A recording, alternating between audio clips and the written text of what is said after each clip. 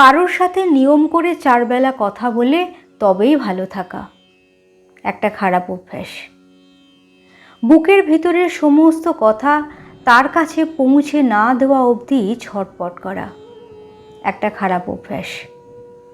দিনের শেষে তাকে সবটা বলে তবেই হালকা হওয়া, শান্ত হওয়া, ঘুমোতে যাওয়া একটা খারাপ অভ্যাস। ফোনের ওপারে তার গলার আওয়াজটা শুনে তবে ঠোঁটের দুপাশে হাসির ঢেউ ফুটে ওঠা একটা খারাপ অভ্যাস। কারণ এই পৃথিবীর সমস্ত কিছুর গ্যারেন্টি যদিও বা হতে পারে, মানুষের থেকে যাওয়ার কোনো গ্যারেন্টি কার্ড হয় না।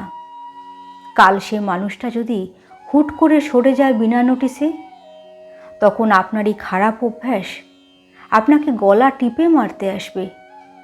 দিনের পর দিন একটা বিচ্ছিরি মন খারাপের সমুদ্রে ডুবতে ডুবতে বেঁচে থাকার ইচ্ছেটাই হারিয়ে যাবে।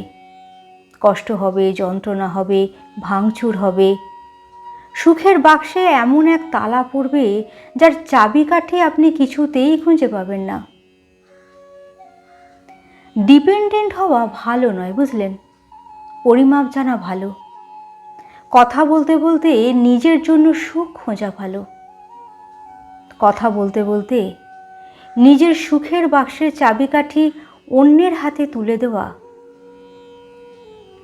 ভালো নয়।